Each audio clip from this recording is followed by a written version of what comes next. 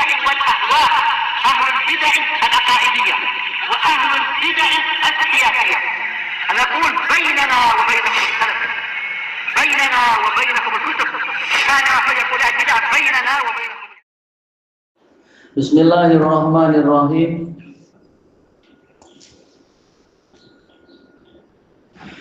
Qala al-Imam An-Nawawi rahimahullahu ta'ala, Al-Babur Rabi' wa Sab'un ba'dal mi'ah, bab yang ke-174. Babu ma yaqulu idza nazala manzilan. Apa yang diucapkan jika seorang pengembara itu singgah di suatu tempat.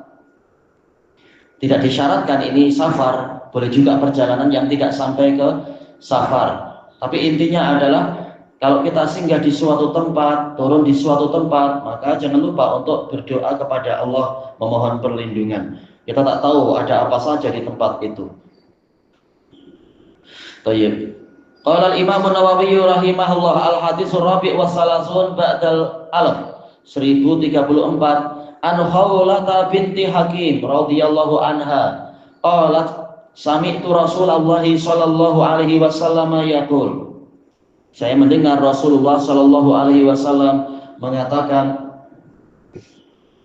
man nazala manzilan, barang siapa singgah di suatu tempat, summa qala, kemudian dia mengatakan, a'udzu bikalimatillahi tammat, saya berlindung kepada kalimat-kalimat Allah yang lengkap, yang sempurna, min syarri ma khalaqa, dari keburukan apa yang diciptakan, lam yadurrahu syai', tiada sesuatu pun yang membahayakan dirinya, hatta yartahila min manzilihi dzalik, sehingga dia berangkat, melakukan rihlah lagi, berangkat lagi dari tempat persinggahannya itu.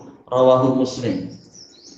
Di sini Rasulullah Shallallahu Alaihi Wasallam mendatangkan hukum yang umum. Man, kita tahu man adalah ismu syartin jazim dari sisi lughah. Adapun dari sisi usul fikih dan dari sisi ulumil Quran, dia adalah min adawati ta'mim, yaitu umum. Laki, perempuan, tua, muda, besar, kecil, rakyat jelata, ataukah bangsawan dan raja, semuanya. Orang Arab ataupun orang Ajam, semuanya masuk di dalam pembahasan ini. Nazala manzilan, ini nakirah. Nakirah fi siyaqi syarat tufidul umum. Jadi ini umum, sama saja dia di tempat yang sepi, di gurun pasir barangkali, ataukah di tepi sungai, atau di puncak gunung. Kalau singgah di mana, di puncak gunung misalkan, atau di tengah lautan, atau singgah di suatu pulau di tengah lautan, atau di rest area ataupun yang lainnya, atau sekedar singgah di suatu longkang, karena mau kencing mau apa, atau anaknya yang kecil ingin segera kencing, ya sudah singgah di longkang-longkang situ, di parit-parit di tepi jalan dan semacam itu. Summa qala, kemudian dia mengatakan, a'udzu bikalimatillah, dari adza ya'udzu, ini adalah thalabul iyad, yaitu meminta perlindungan dari perkara yang buruk. Kalau aludzu ini thalabul liyad, yaitu bernaung kepada Allah demi mendapatkan keberuntungan, keuntungan, manfaat, maslahat. A'udzu dan aludzu. Baik. Bi kalimatillah, saya berlindung kepada, ini kalau baknya kita jadikan polanya sama dengan a'udzu billah. Karena Imam Ahmad menjadikan ini sebagai dalil bahwasanya kalimatullah bukan makhluk. Buktinya apa? Rasulullah mengajarkan berlindung kepada kalimatullah. Sebagaimana kita mengatakan a'udzubillah, yaitu saya berlindung kepada Allah, maka demikian a'udzu bikalimatillah, saya berlindung kepada kalimat-kalimat Allah. Ini boleh. Adapun kalau kita menggunakan istilah baknya itu adalah yaitu dengan, insya Allah pun tidak masalah. Saya berlindung dengan kalimat-kalimat Allah, insya Allah tidak masalah. Walaupun ini maknanya nanti jadi agak menjauh sedikit dari yang diisyaratkan oleh Imam Ahmad. Kalau kita menggunakan dengan, berarti dohirnya menjadi masuk dalam bab tawassul, yaitu saya berlindung kepada Allah dengan perantaraan sifat-sifatnya. Ini pun tidak salah yang seperti itu. Cuma apa? Ini nanti perlu takdir lafadznya. Saya berlindung kepada Allah, a'udzubillah. Kemudian apa? Kita perlu bak yang kedua nanti, bi kalimatih. Bak yang pertama yaitu bak ta'atiyah, yaitu berlindung kepada Allah. Bak yang kedua adalah yaitu bak isti'anah mungkin, atau bak tawassul, mencari wasilah dengan sifat-sifat Allah.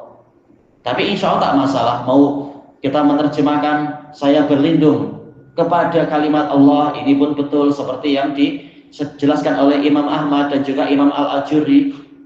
Atau kita mengatakan saya berlindung dengan kalimat Allah, ini juga tidak mengapa. Intinya bukan berlindung kepada makhluk, tetapi kepada Allah, zatnya, nama-namanya, dan sifat-sifatnya.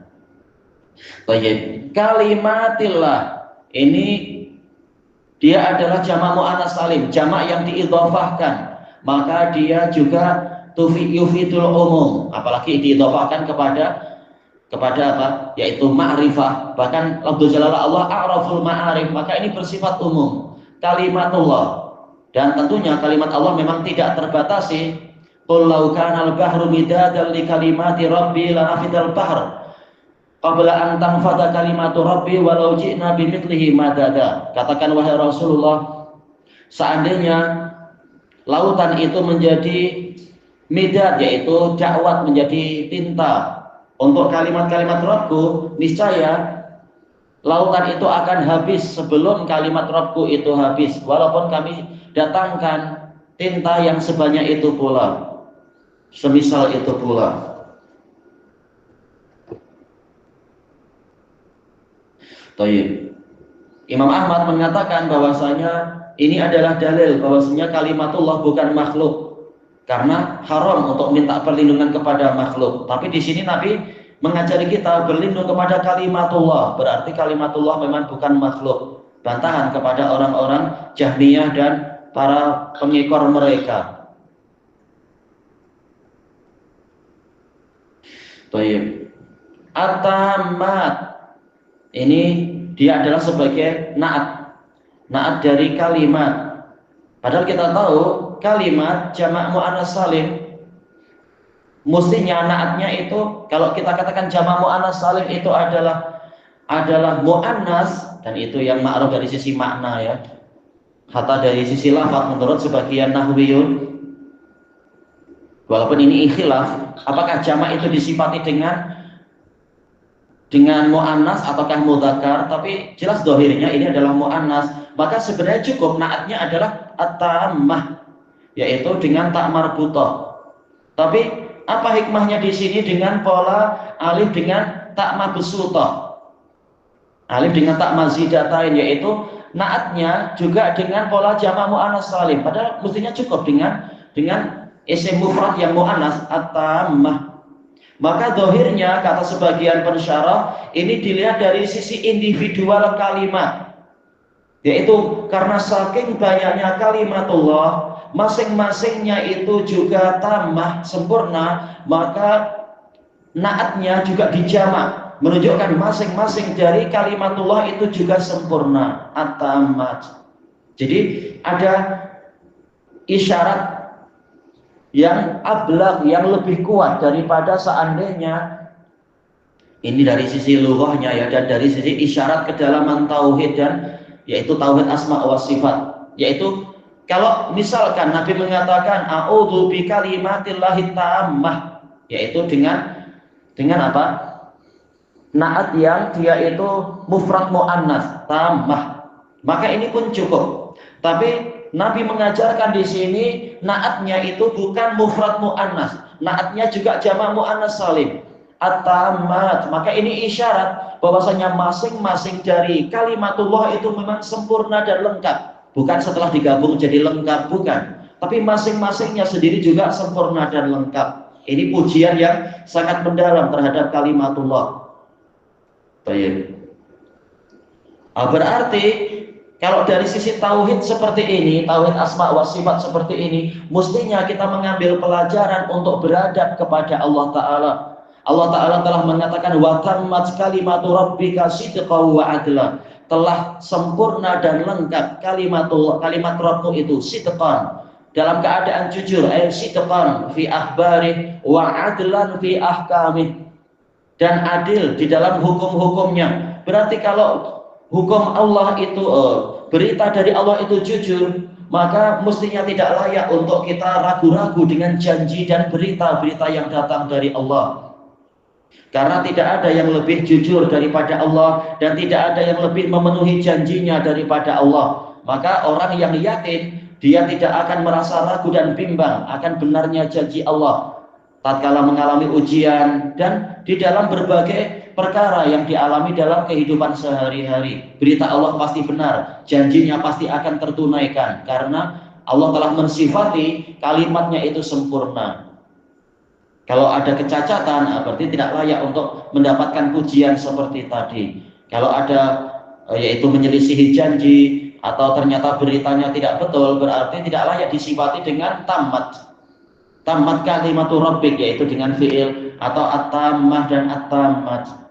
Itu dari sisi berita dan janji. Dari sisi yang lain, yaitu hukum Allah juga telah lengkap dan sempurna. Maka tidak layak untuk kemudian orang masih mencari hukum-hukum yang lain, sementara hukum Allah telah sempurna. Mencari hukum apa? Hukum British penuh dengan kecacatan dan kecurangan, ataupun hukum Belanda, atau hukum Amerika, hukum Perancis, dan hukum kufar lainnya, atau hukum orang yang bersyahadat tetapi dia lebih percaya pada hukum kufar. Maka boleh jadi dia juga ikut kafir kalau dia ridho dengan yang seperti itu, atau menganggap hukum orang kafir setara atau lebih baik, ya jelas dia kafir murtad.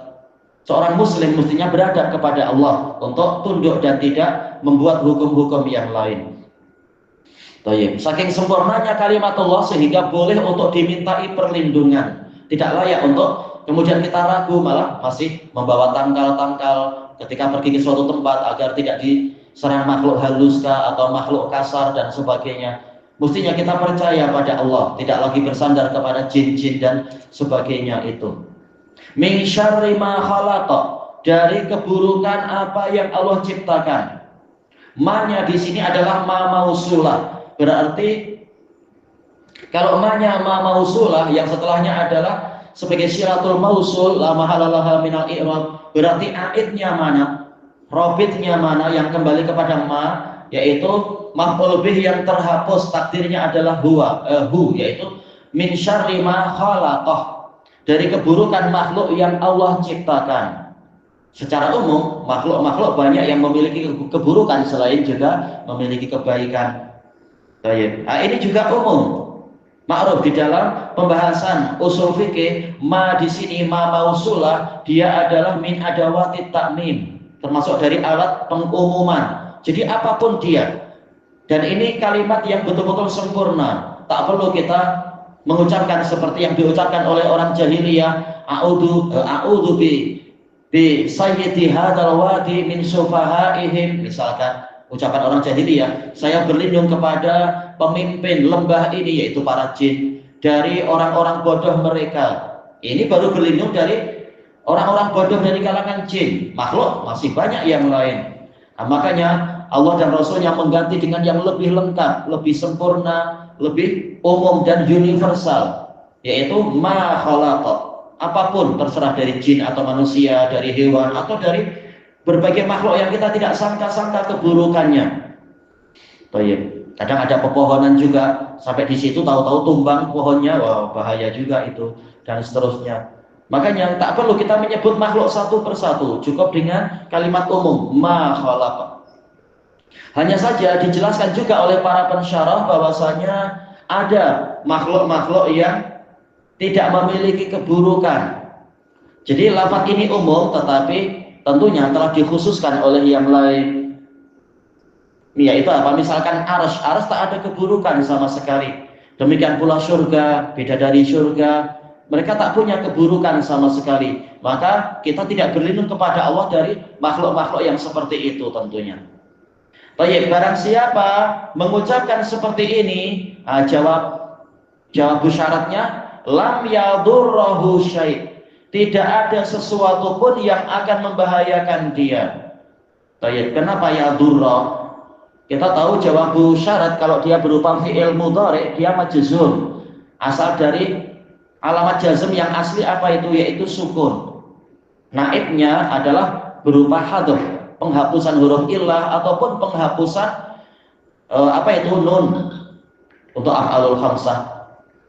Tapi sekarang kenapa ini di fathah? Mana sukunnya? Ini tak mungkin dia disukun karena dia adalah mudha'af, yaitu apa? Huruf terakhirnya itu ditasydid.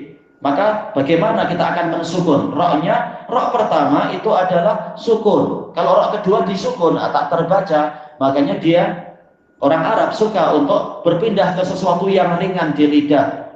Yang paling ringan biasanya apa? Fathah. Lam yadurrahu. Baik. Syai'un sebagai fa'il. Kemudian hatta yartahil, sehingga dia beranjak, berangkat lagi min manzilihi dzalik, dari tempat persinggahannya itu. Jadi Allah menjaga sampai bila? Sampai kita berangkat lagi. Tidak hanya dikasih kuota, kalau minta bantuan pada jin mungkin kasih kuota, saya hanya mampu menjaga 1 jam. Jam yang lain kok bayarlah, misalkan atau apa. Atau 1 jam saja, tidak diganggu, tidak dikacau oleh ular. Jam kedua ada ular mengacau. Makanya kalimat ini menjamin sampai dia pergi dari tempat itu. Dan ini adalah perlindungan yang sempurna karena dijamin oleh Rasulullah Shallallahu Alaihi Wasallam. Hanya saja setan memang suka membuat manusia lalai. Dia punya senjata tetapi dia lalai mengucapkannya. Dibuat ketika ke RNR mungkin rest area lupa karena sibuk ngurus anak atau sibuk cari tempat parkir yang kadang susah atau sudah kebelet lupa berzikir. Boleh jadi akan timbul berbagai gangguan. Maka sungguh bagus sekali kalau kita senantiasa mengingat ajaran-ajaran yang disebutkan oleh Nabi Shallallahu Alaihi Wasallam seperti ini agar kita selamat. Ilahuna wallahu a'lam.